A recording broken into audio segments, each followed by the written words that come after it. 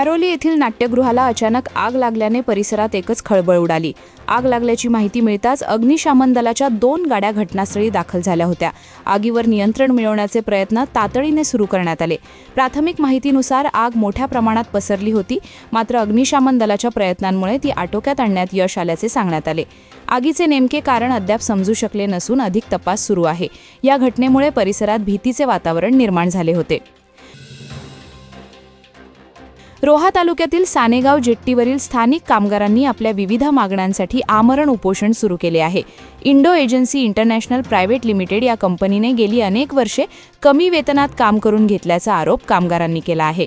योग्य वेतन व हक्कांसाठी कामगारांनी आंदोलनाचा मार्ग स्वीकारला असून परिस्थिती चिघळण्याची शक्यता व्यक्त केली जात आहे।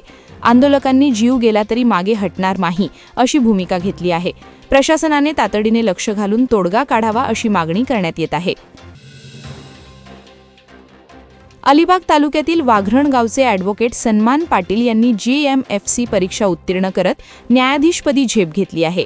वकिली करतानाच त्यांनी अभ्यासात सातत्य ठेवत हे यश मिळवले। लॉकडाऊन काळात त्यांनी मेहनतीने अभ्यास करून लक्ष्य गाठले। त्यांच्या यशाबद्दल त्यांचा भव्य सत्कार करण्यात आला। आत्मविश्वास आणि जिद्द असेल तर यश निश्चित मिळते असा संदेश त्यांनी विद्यार्थ्यांना दिला। त्यांच्या यशामुळे अनेक तरुणांना प्रेरणा मिळत आहे। मी करू शकतो या आत्मविश्वासामुळेच हे यश शक्य झाल्याचे त्यांनी सांगितले।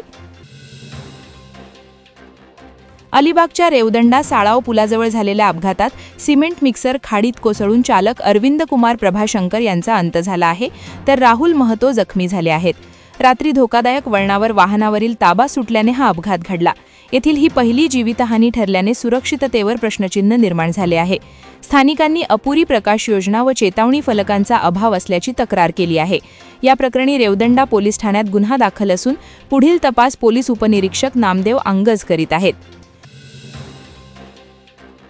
उरण ग्रामपंचायती व नगरपालिकेकडे MIDCच्या पाणी बिलाची तब्बल 76,94,93,980 रुपयांची थकबाकी साचली असून वारंवार नोटिसा देऊनही भरणा न झाल्याने MIDCने कठोर कारवाई करत 20 पैकी 8 ग्रामपंचायतींचा पाणीपुरवठा खंडित केला आहे।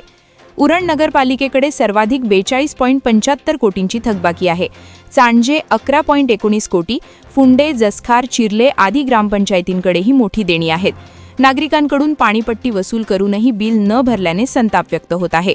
थकबाकीमुळे पाणीपुरवठा व विकास कामांवर परिणाम होत आहे, असे उपअभियंता ज्ञानदेव सोनवणे यांनी सांगितले।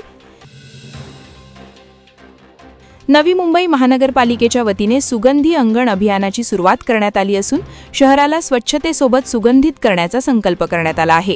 उपमहापौर दशरथ भगत यांच्या संकल्पनेतून वाशी गावातून या उपक्रमाची सुरुवात झाली।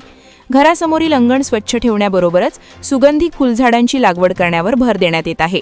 नागरिकांमध्ये स्वच्छता व पर्यावरणाबाबत जागरूकता निर्माण करत शहराचा दर्जा उंचावण्याचा प्रयत्न यातून होत आहे। यामुळे शहर आकर्षक बनणार असल्याचा विश्वास व्यक्त करण्यात आला। राष्ट्रीय समाज पक्षाच्या महाराष्ट्र राज्य कार्यकारिणी सदस्यपदी भगवान ढेबे यांची तिसऱ्यांदा फेरनिवड करण्यात आली आहे। खालापूर तालुक्यातील ढेबेवाडी येथील ढेबे हे माजी मंत्री महादेव जानकर यांचे विश्वासू सहकारी म्हणून ओळखले जातात। त्यांनी पक्ष संघटना वाढीसाठी दीर्घकाळ काम केले असून जिल्हाध्यक्ष व कोकण प्रदेशाध्यक्ष म्हणूनही जबाबदाऱ्या सांभाळल्या आहेत। त्यांच्या कार्याची दखल घेऊन ही पुनर्निवड करण्यात आली आहे। त्यांच्या निवडीबद्दल कार्यकर्त्यांमध्ये उत्साहाचे वातावरण दिसून येत आहे। विविध स्तरातील मान्यवरांकडून त्यांचे अभिनंदन होत आहे। सर्वसामान्य नागरिकांना घरपोच दाखले मिळत असल्याचे, लाभार्थ्यांचे समाधान होत असल्याचे प्रतिपादन खालापूर पंचायत समितीचे उपसभापती भाई शिंदे यांनी केले। राज्य सरकारच्या महाराजस्व समाधान शिबिर अभियानांतर्गत वावोशी येथे आयोजित कार्यक्रमात ते बोलत होते। यावेळी शेतकरी व सर्वसामान्य जनतेसाठी शासन विविध योजना प्रभावीपणे राबवित असून त्याचा थेट लाभ नागरिकांना मिळत आहे, असे त्यांनी नमूद केले। या उपक्रमाचे श्रेय महसूल मंत्री, महसूल विभाग व संबंधित यंत्रणांना जात असल्याचेही त्यांनी सांगितले। वादळवारा लाईव्हसाठी न्यूज ब्युरो, रायगड। नवी मुंबई व रायगड जिल्ह्यातील ताज्या बातम्या आणि घडामोडींसाठी सबस्क्राईब करा वादळवारा लाईव्ह चॅनल आणि दाबा बेल आयकॉन।